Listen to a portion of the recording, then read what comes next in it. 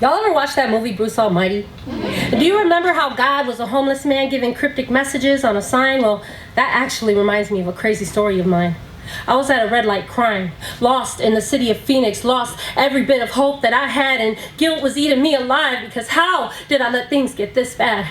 I swear, it really did feel as though my life was plagued with some kind of curse. And I looked over and saw this man holding a piece of cardboard that said it could be worse. I was at a loss for words because this man had no home, next meal probably unknown, yet his perspective shifted mine. Now for context, let's rewind. In 2021, I moved here with my 2 kids to be with who I believed was the love of my life. And he sold me my dreams, a loving partner, business plan, stability, and he swore I'd be his wife. But as quick as the day turns to night, those dreams turned into a nightmare.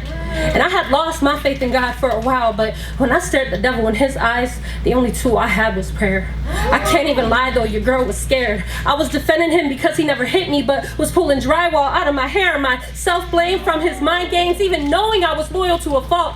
Fighting my instincts and being gaslit every time he got caught. He threatened to kill my whole family if I ever left with his babies. And then his mommy would vouch for his deception, further confirming that I was crazy. And there was plenty of episodes before this one, but this particular time I refused to react to his abuse at first, and he completely lost his mind. So I hit record so that this time he couldn't convince me it was fabricated. So then he locked our baby in the car and was yelling, "Delete it!" as he waited. I could still see the fear in her eyes. And I'll never comprehend why we had to suffer for his lies. So then, after ensuring the video deleted permanently, he kicked me and my kids to the curb like trash, shut off the service to my phone, and then went in the house and laughed. I had no money and I had no plan.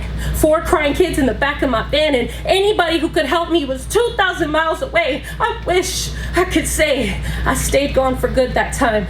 But I truly believe that a seed was planted when I read the message on that sign, because when you attempt to break a generational curse, the universe is going to hit you with resistance. Your heart will shatter at the realization that your life is nothing like what you've envisioned. And I'm not gifted, I was just determined. And no matter how impossible it was perceived, I started every day with appreciation, regardless of the doubts that I believed. And I never could seem to choose myself, but choosing my kids is what got me through. And I learned that the key to defeating any storm I was in was just practicing gratitude. So I'm grateful because I've heard similar stories like mine that ended with the body in a hearse.